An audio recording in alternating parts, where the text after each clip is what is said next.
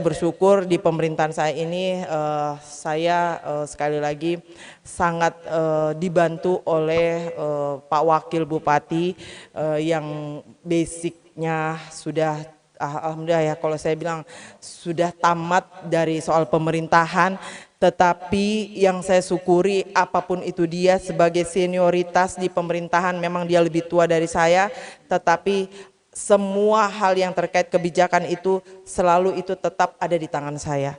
Saya sangat merasakan bahwa itu tentu yang insya Allah menjadi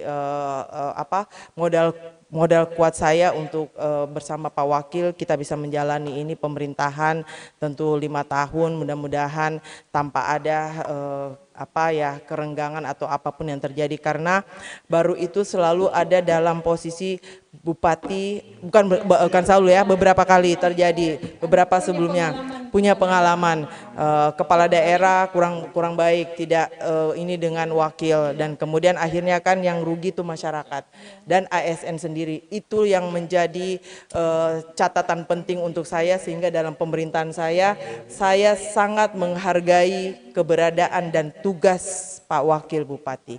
Bahkan saya bersyukur pemerintahan oleh beliau itu berjalan dengan baik.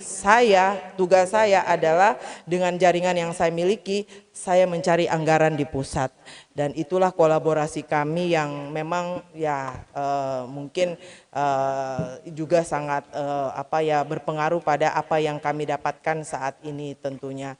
Dan kemudian alhamdulillah ya, sekali lagi tentu buat saya juga sangat menghargai tokoh-tokoh yang ada di sana ya, termasuk tokoh dari Andre Guruta, pesantren DDI Mangkoso juga kami jadikan orang tua kita, yang tentu kita selalu juga meminta wejangan dari beliau, dan kalau ada hal-hal apapun itu terkait pemerintahan kami tetap berharap bahwa beliau ada menjadi bagian dari kami.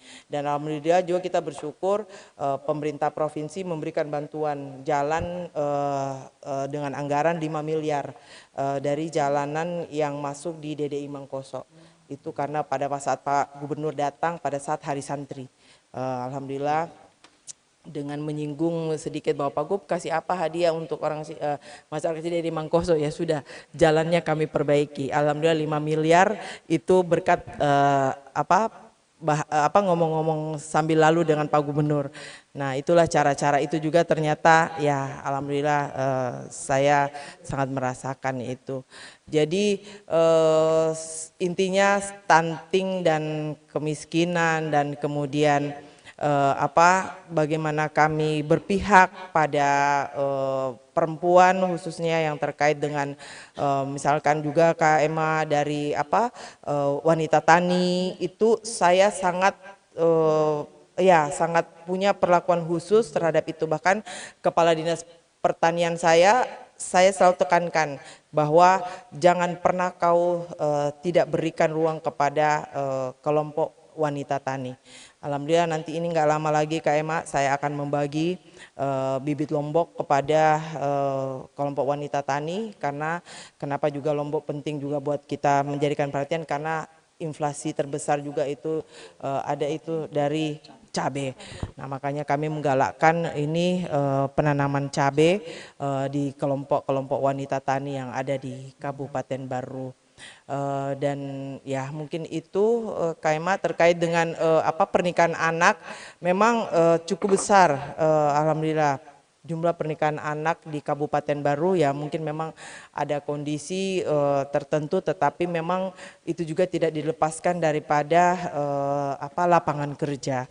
Jadi dan kemudian juga banyak orang tua yang di daerah-daerah tertentu, mereka cepat menikahkan anaknya oleh karena ya keadaan ekonomi yang terbatas. Dan memang itu yang cukup menjadi perhatian saya dan Pak Wakil, tapi alhamdulillah kami setiap saat berkomunikasi dengan Ketua Pengadilan Agama, dan kami juga mempunyai program-program yang sama untuk bagaimana penekanan pernikahan anak ini. Dan kemudian karena perempuan juga Ketua Pengadilan Agamanya KMA, jadi itu yang tentu buat saya itu adalah menjalin komunikasi dan kerjasama. Begitupun juga tentang perceraian, tingkat perceraian Kabupaten Baru pernah mungkin kita melihat apa jumlah apa janda janda di Kabupaten Baru itu katanya lebih tinggi. Jadi saya dan dari Kementerian Agama dengan Pengadilan Agama kita ada yang namanya MOU untuk bagaimana ada formula-formula yang kemudian kita terapkan untuk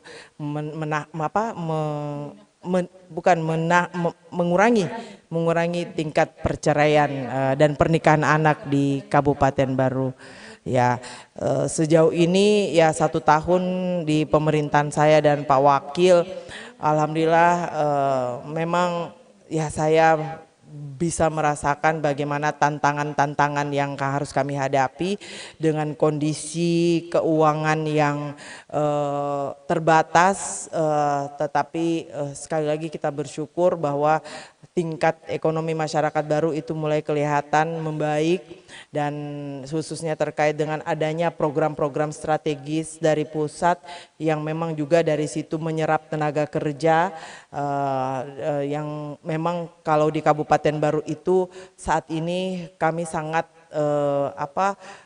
sangat fokus juga untuk bagaimana lapangan kerja ini di Kabupaten Baru ini bisa ada, karena saat ini banyak masyarakat kami yang harus pergi merantau oleh karena lapangan kerja yang tidak ada.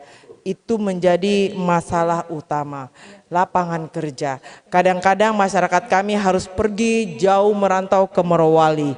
Mereka kerja di pertambangan, tetapi dengan gaji yang mungkin besar, tetapi besar juga ininya, karena kan orang kerja di tambang itu berat, jadi tantangannya besar buat mereka. Tapi karena ya kembali kepada bahwa di Baru sendiri memang minim lapangan kerja, apapun itu mereka harus keluar, bahkan ada yang harus ke Papua, walaupun di sana mereka jadi tukang ojek yang cuma seberapa, tetapi ya mungkin mereka masih bisa hidup tentunya. Nah inilah yang kemudian buat saya dan Pak Wakil Bupati menjadi fokus kami, bahwa bagaimana kita bisa menciptakan lapangan kerja untuk masyarakat kita. Kita berharap investor-investor bisa masuk tentunya ya, yang kemudian bisa menjanjikan, walaupun bahasa saya selalu juga tetap pada bahwa investor apapun bisa masuk ke Baru, tetapi satu yang dia harus yakin bahwa tidak ada yang namanya tanda kutip dia bisa lalui tanpa melalui proses dan sesuai dengan aturan. Itu yang saya tekankan terus, dan syukur alhamdulillah Kabupaten Baru yang dulu orang tidak tahu kalau ke Baru itu mau singgah di mana, hanya menjadi daerah lintasan. Oleh karena memang dari Pangkep sampai Pare-Pare itu kita ada di hampir 78 km panjang pantai yang kita lewati. Betapa beteknya sebenarnya memang kalau kita lalui jalan itu untuk pergi ke daerah misalkan Pare-Pare atau Toraja. Tetapi syukur alhamdulillah saat ini sudah ada tempat rest area yang bisa disinggahin. Ya alhamdulillah kita sudah punya alun-alun Coli Pujie yang di dalamnya itu sudah ada warung-warung UMKM yang ada, dan kemudian ada musola yang bisa juga ditempati untuk beribadah, dan kemudian alhamdulillah saya sangat menjaga toiletnya karena toilet itu sangat penting. Dan kemudian kami syukur alhamdulillah ada orang yang bukan orang Baru, tetapi dia membuat satu peradaban modern dari kompleks Ya, kompleks ibadah yaitu Zam-Zam Center, dan itu yang sekarang memang betul-betul menjadi viral. Banyak orang sudah mulai berdatangan hanya untuk mengunjungi baru, khusus datang ke Zam-Zam Center. Bahkan ada yang mulai ada juga yang berusaha travel, membuat perjalanan dengan juga wisata kereta api. Mereka naik kereta api, kemudian turun di Pelabuhan Garongkong, stasiun Garongkong, akhirnya tujuannya adalah ke Zam-Zam Center.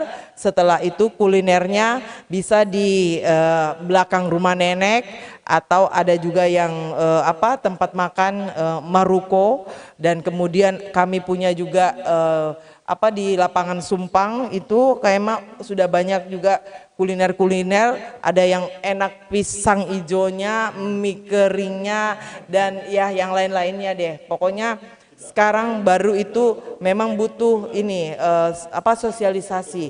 Tetapi sekali lagi memang kita tetap akan bagaimana ke depannya UMKM kita ini, kita tentu juga akan mencarikan tempat khusus di mana nantinya ini bisa berkumpul UMKM kita, yang tentu itu menjadi juga tujuan utama dari masyarakat yang ada ataupun sekedar menjadi lintasan. Yaitu mungkin ya sekali lagi PR berat buat saya ke depannya. Pastinya tadi yang daerah ini kabupaten baru yang hanya daerah lintasan, makanya saya ada tagline sekarang, singgah di baru.